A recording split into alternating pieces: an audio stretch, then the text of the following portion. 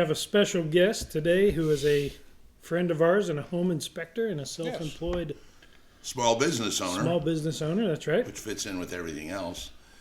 He's even a small business owner. So we've got Mr. Brent Wren from Wren House Inspection today. Hello. Hello. So we're going to beat up on you today. All right. And why you kill so many deals. I don't kill deals. Well, from an agent standpoint, it's always you guys killing deals. Sometimes us. Yeah. Well, or lenders. It's never us. We didn't do anything wrong. And surely it's never the homeowner that has a turd that thinks it's great. We always got, when they blame us, we always got to blame somebody. I mean, if we had a good home inspector, he's the one that did it. Yeah. The house down the street listed for $375. Yeah, that's great. So, yours is missing windows and the roof. But actually, in reality, tell them what a home inspection does. Because we get a lot of, code. Did he find this code? They're not code inspectors. That's correct. We're not code inspectors. There's thousands of codes for electrical, plumbing. That's not what we do. We're looking for major defects in a house. I'm hired by the buyer. Most of my home inspections are a real estate transaction where the buyer's getting ready to buy a house, and it's my job to be their professional eyes and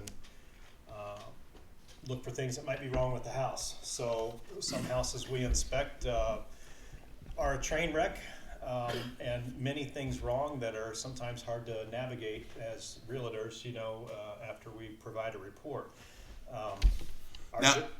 I'm sorry, in full disclosure, let's also state that Brent is also a licensed realtor. So he does have a license from that standpoint as well. Yes, and I've been doing home inspections for about 10 years. My business about 2013, I believe. Been a realtor for 4 or 5 years, I believe. Once I became a realtor, I kind of saw both sides of the equation where, the goal is to... Did you ever blame yourself? No, I mean... Damn home inspector. Yeah. A new home inspector, when a newer home inspector is going to be more picky about things and call out silly things. Well, not necessarily silly, but the thing with the home inspector is we're liable to our client. So we want to point out things that we find so it doesn't come back and bite later. Oh, the inspector missed this. I could be financially liable.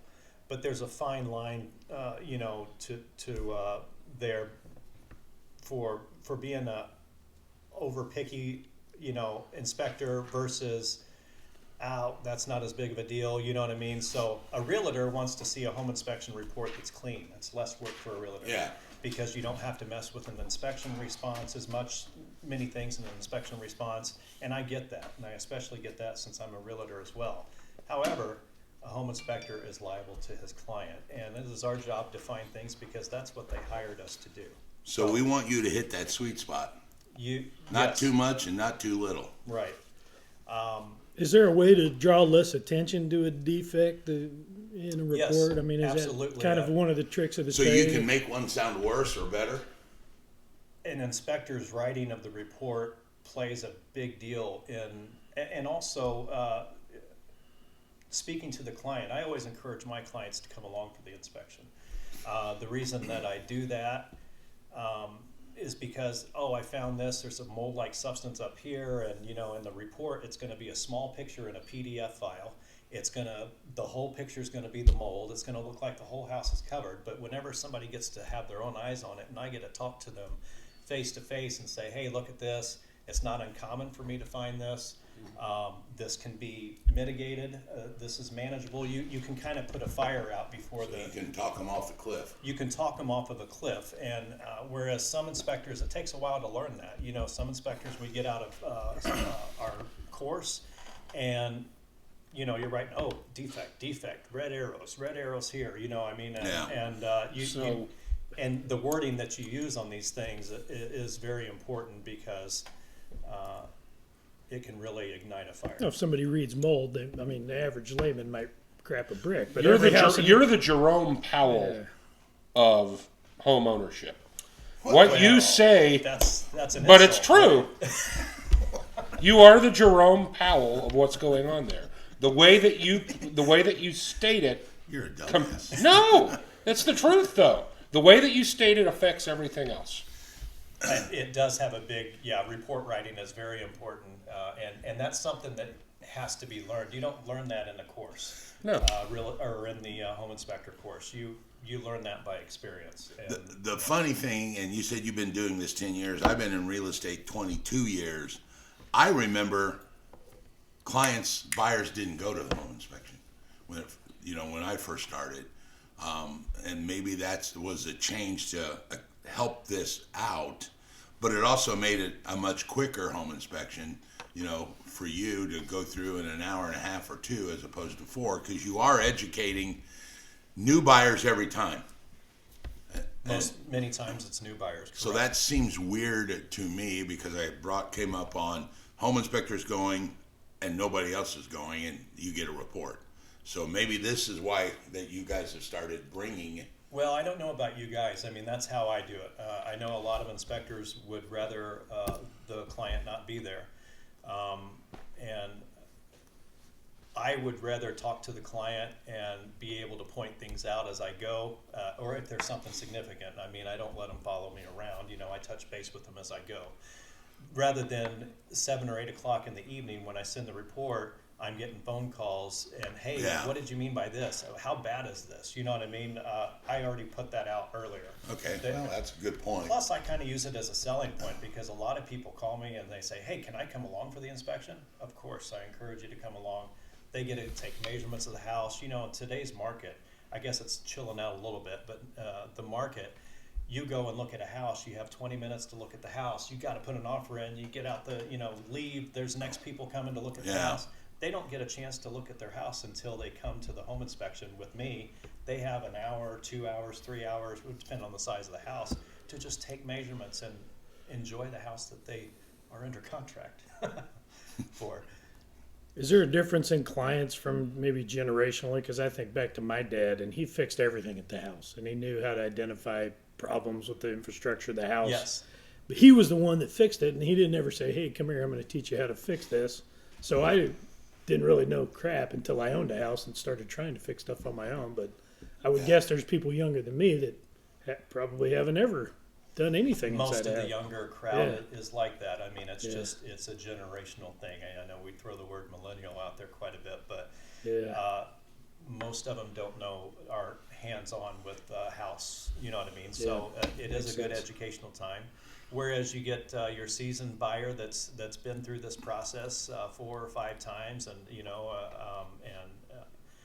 but sometimes they can be just as difficult in a different way. Well, if I've had to replace 2 furnaces in my life, I might be real concerned with an issue with the furnace or something like that. Right. I mean, I can imagine how that goes. I want to go back to the one thing he said when he was liable. Having a home inspection from a realtor standpoint is a very big deal. Matter of fact, at the Modglin group, if our buyers don't have a home inspection, we actually have a specific form that they have to sign saying that we told them and they've waived it, because like Brent's saying, we don't, on our side, want to come back and them go, well, how come you didn't tell me I was supposed to have a home inspection? Or how come you didn't force it and now I got a problem? So we do have a CYA form because we believe at the Modglin group that home inspections are important. If they waive it, then they sign this form saying you waived it, so that we never can get caught in, oh, dude, you signed the form. We told you didn't have it done. In my opinion, that's kind of a secondary CYA because Well, that's from our side to CYA. the CYA, the purchase agreement speaks to, I'm waiving this inspection, and they sign their name to the bottom of that, right? Does the purchase agreement say they waive their inspection? You have a You have option 3 to options. waive, have an inspection, Oh, yeah, okay, I know what you mean now. So when they But yeah, I get it. It is a secondary CYA for sure. But How does the liability play out? Let's say I have you inspect my house, then I buy it, and 2 weeks later something breaks. so first I'll start, we have an inspection agreement that I have all my clients sign, and it's a standard inspection agreement that is used by International Association of Home Inspectors. And The most important thing is the client to understand what a home inspection entails and what it doesn't. And there are standards of procedures laid out by nationally and by the state of Indiana. They're very similar to each other, and I put a link to that in my inspection agreement, which nobody ever looks at. Nobody, they just sign the agreement and move on like most people. But it's there to explain what an inspection is and what it's not.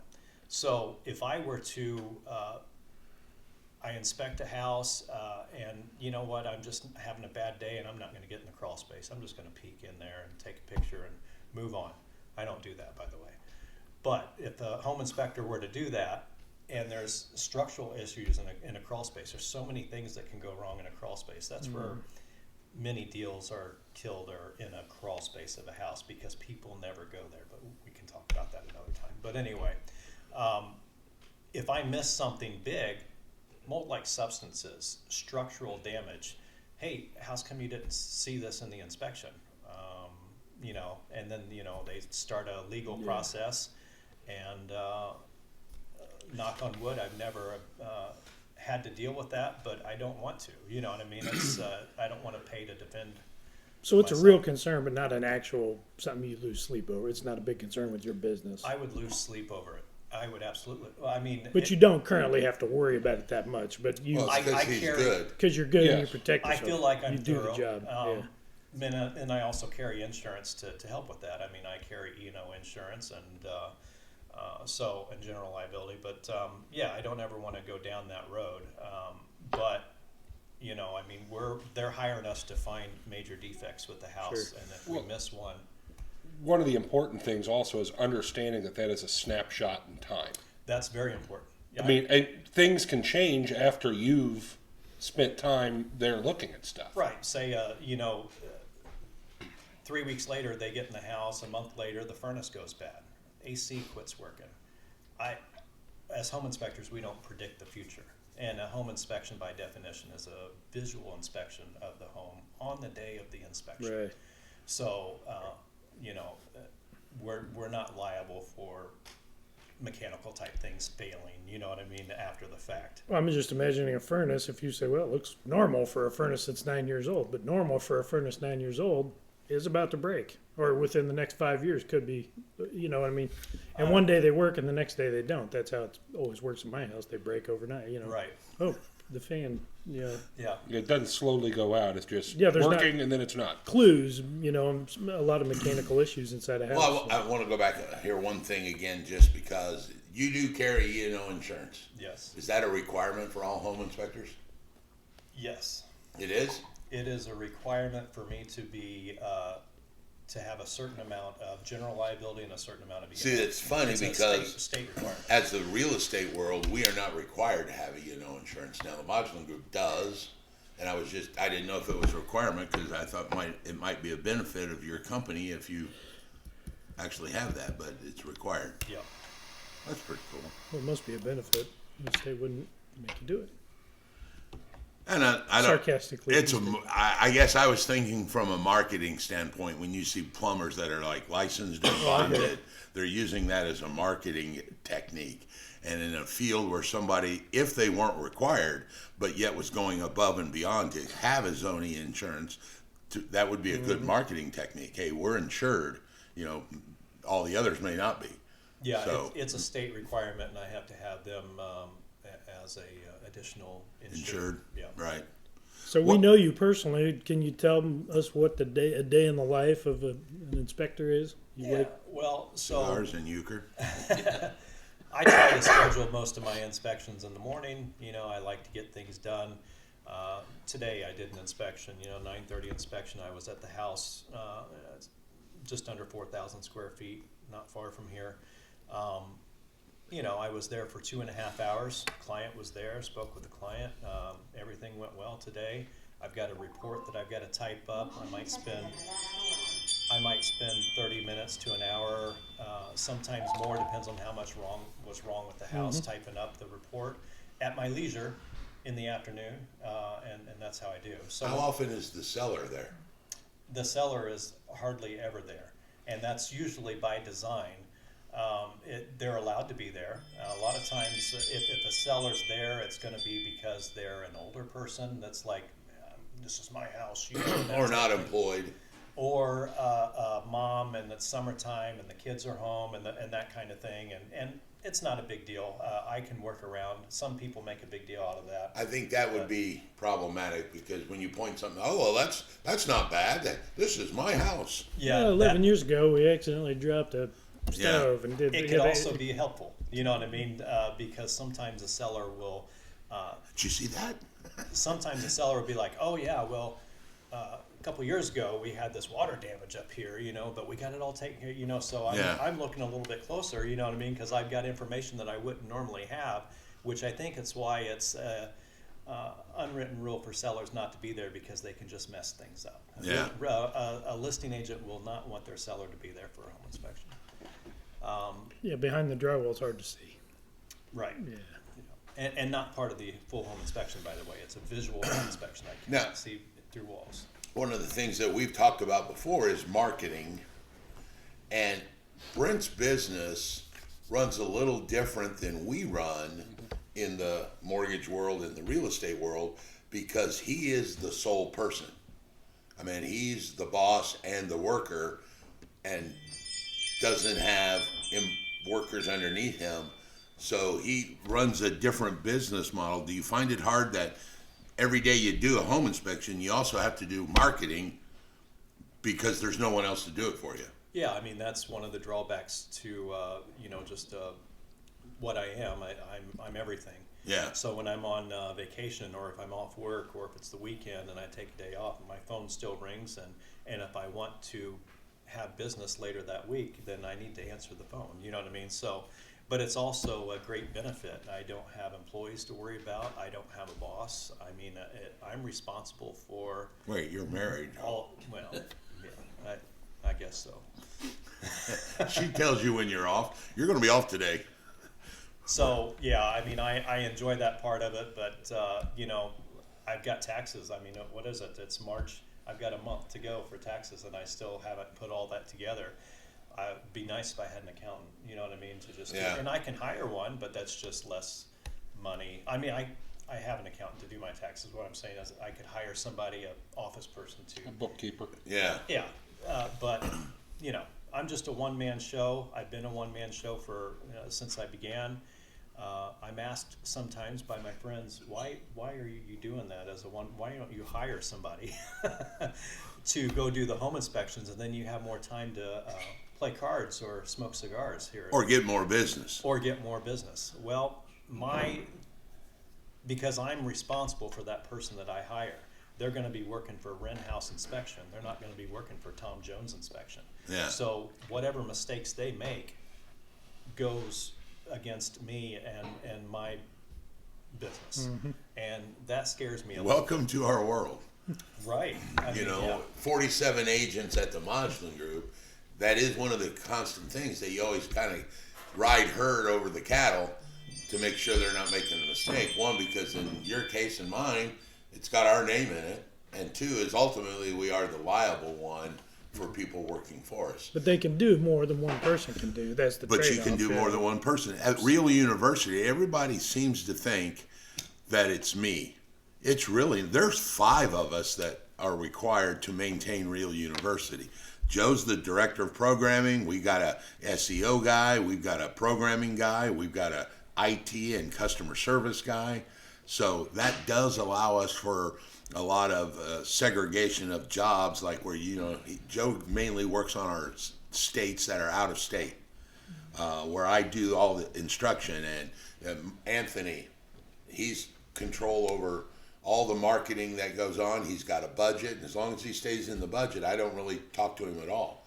So we can get more work done, but like Brent says, there's more liability because everything flows uphill, so to speak, on that liability. It isn't for everyone to take it on and Yeah. delegate out, responsibility and so forth. Yeah. Does your marketing mainly go to consumers, or are you actually trying to get a lot of agents to bring you stuff? I do not pander to agents. That's a good word. A lot of home inspectors do, and maybe I'm missing out a little bit. I focus more on the consumer. I advertise through what used to be Angie's List. It's called Angie now. I saw that rebranding. And I've been advertising with them since the beginning, and knock on wood, it's went very well. Did you see they even changed the spelling of her name? Yeah, Took it's, the E off. Yeah. Yeah, it's just ANGI now. She and made it's- her money and ran away. She's good. Yeah. it's a completely different platform now that I'm not happy with, to be honest with you. They were bought out by Home Advisor, and they've moved to a Home Advisor platform, Oh. which is, where the leads go out to several different inspectors, and whoever Yeah. answers the phone first, and you know what I mean. Before it was actually a list. A consumer could get on Angie's List, and they could look at a list and see who had the highest ratings, which I've always had good ratings on there. But now it just goes out to whoever's paying, advertising and. Funny side note, she was actually on my radio show when I was doing at WXNT, and it literally started like that. It was just a list that she She had. was the secretary and had a spiral notebook of people that she dealt with, and that's how it got its name, that the boss used to say, let me see your list of people, and people would start coming in and going, hey, where's Angie's list of contractors? Okay. That's literally how it started, and that's when it became Angie's She list. digitized it, and away you go. Yeah. So I thought it was interesting, but she was actually on my radio show. I interviewed her years ago. But yeah, so I market to consumers. However, I've got several real estate agents. Sometimes an agent comes along for the inspection with their client, but they're always going to see my report. And I've had many compliments on my report, just the layout of it, because home inspectors we all have different software. It's not like in Texas. It is a certain form that a home inspector uses, and that's the whole state uses that. Every home inspector, it's this form, and you're checking these boxes. So as a realtor here, though, I've seen many inspection reports, and they're just all different. It's like, some are, man, how do I find where the defects Dude, are? there's nothing more disheartening to get a 134-page home inspection. There's a company here in town that is well known. I think they rely on the fact that bigger is better. But I've seen home inspections come from this company at 160 pages, 170. I've seen them in a full 3-ring binder. Yeah. Well, yeah, so I've got many realtors that refer me to their clients. So, and the way that a realtor usually does that is like, hey, here's a list of home inspectors. Here's 3 home inspectors that I've had good experience with, or, for my clients. And, and then if they look me up and find me online, Google, they can find the reviews, and hopefully I get that phone. Well, I will tell you I don't do that. I say call Brent Wren. Does That's what social I do media too. work for you? I enjoy your social media. You always post like crazy things you find in the crawl space and stuff. As a friend, I enjoy looking at it. But does it help you with business occasionally? It would help me, and it's something that I need to expand on. I look really young, but I'm 50. So I'm in that. You are really young. No, you're not. I'm in that older class where it's not as easy to social media is not as easy for me. So. And when you're doing everything, it's on the list, but it's always I do want to comment on one of Brent's posts. I actually have saved the post, and I show it to people all the time. He had a post several years ago where he was standing on the roof of a house. Oh, it's a trampoline. And you can see the shadow that he's actually on the roof. 2-story house. 2-story house. There's a trampoline at the base of the house and a pool In the next yard. in the next yard. And his quote was, mathematically, this should work. And I that was hilarious. I've still got the picture. I've saved that. And I show that to friends of mine all the time. Yes. Like, yeah, mathematically, this should work. So that's my personal Facebook account that my friends see. Yeah. But yeah, I should expand on a business and then open up to different platforms. There's all kinds of social media. It'd be nice to have a young person on the books to do that for me. Probably get a high school kid now, the way they work. Then bump the E&O. Once you get a high schooler interning for you. Social media is the way to go nowadays. That's for sure. It can be. So for those of you out there that are actually interested or need a home inspector, how do we get a hold of you? Wren House Inspection. wren.com. WREN House Inspector. Just like the bird. Just like the bird. Wren House, and that's kind of where I came up with the name. What about an email? bren278@gmail.com. My first initial, B. What the hell? 278, yeah. So Raymond hates Gmail addresses.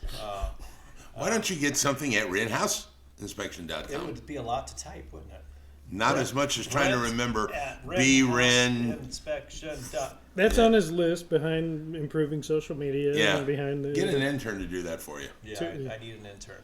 So, But yeah, you can just type in home inspector in Indianapolis and Brent Wren or Wren House Inspection will pop up, and that'll take you to my Angie reviews, and you can see all my great reviews, knock on wood, that I've received. so without, I don't want to give away, because I understand the pricing structure depends on the activities you do, but a ballpark. A ballpark, a normal, a house around 2,500 square feet or so is going to run around 500 bucks? 375. 375. If you want additions to that, we offer radon testing as an additional 140. And I think the important thing that you guys need to look at out there, and everybody needs to think, is it's virtually an insurance policy, because there's nothing worse than buying a house and finding there were 17 things wrong with it because you didn't have a home inspection. And a lot of people bitch, well, I don't want to pay for a home inspection and then not buy the house. Well, actually you do. I mean, you want to pay that $375 to $500 To save yourself. Find out there's a million things wrong with it and go, dude, I'm out. I bought an insurance policy that saved me from buying a home that's got $50,000 worth of structural or foundation repairs. So you guys need to think of it like almost like an insurance policy that you're buying on the purchase of your home, because that $375 is not for everybody, but for most people it's throwaway money. It's priceless. Yeah, it's throwaway money. There's no reason to not have it. Even guys like your dad that, hey, I know how to work on things, or Randy Morgan sitting over there that's been a investor. Always good to have a second person look at it. Also, if you are just Randy Morgan that knows what he's doing and, that's wrong, you're not going to negotiate anything, I don't think, that way without a home inspection report, or at least without inspection response that derives from a home inspection report. So that's a good point. That also the tool to use for the home inspection, which might be a price reduction or getting them to fix all of that. Which is beyond what I do as a home inspector. I'm just saying, since I'm a realtor, I know what you hand it comes to the afterwards. realtor. They work that out. It can become the hammer. Well, it does, because there's nothing worse than a buyer who says, well, there's something wrong. That really doesn't lead credence as much as, hey, I've got a professional home inspector license that saw this and said it's wrong. Because we all know buyers are going to try and make something to get the price lower. Now, my dad told me something when I bought my first house. It was back then. It was $100,000, but he said something to the effect of, if you like the house, don't lose it for a couple $1,000. So, I mean, maybe for a first-time home buyer, they ought to consider something. And this is like dad advice, but Brent might find things on there, and it might be $2,000 or $3,000 or $4,000. You're gonna let that kill the deal, because when you ask the sellers either fix it or give us $2,000 or we're walking, they can say no thanks, you're out. And especially in this market when there's multiple offers that came in. Things were different back in it was 25 years ago, but I think a realtor, that's a realtor's job, is to kind of help put any of those fires out, help ease the buyer. Hey, I do this all the time, and we can get this. This is manageable. You know what I mean? Yeah, the roof, has some issues. That's manageable. That could be fixed, and this is how we're going to go about it. Have you ever been the inspector and the realtor on it? No, I mean, it's a conflict of interest. Okay, so, I wanted to hear that. Yeah. That makes me feel better from this side. Absolutely not. So on the real estate side, I do real estate for friends and family. I became a realtor because a good friend of mine has a brokerage, Raymond Modglin. And I thought, you know what, I can do that, and I'm already kind of in the real estate field anyway. So on the real estate side, I just do friends and family, whatever might fall in my lap. I don't really market too much on the real estate side, but yeah, it's definitely a no-no. I can't do both. And when This house is perfect. However, with that being said, when I have a client that I'm a buyer client as a real estate agent, and I have a buyer client, and we're going to look at homes, sometimes I have the eyes The inspector of comes an out. inspector, and I can kind of be like, oh wow, that might be an issue. We might run into that, with this house. Ooh, so sometimes we can not put an offer, not waste the time of putting an offer in on a house that we kind of know is not going to be. So I'll put you on the Please. spot before we end.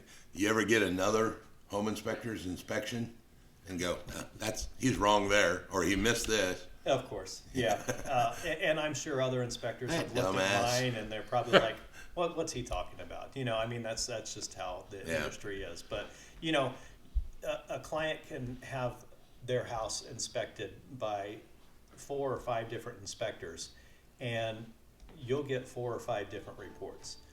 Because some inspectors are more picky, some are more lazy, and I didn't crawl up in that attic because I'm too big, you know what I Yeah. mean? So I didn't see the things that the other That's why I'm not a home inspector. realtors or other home Heck, I inspectors can't saw. get up there. But hopefully most of them kind of hit on the same major defect. I am a home inspector instructor licensed, but I said I would never be a home inspector because I ain't going in a crawl space.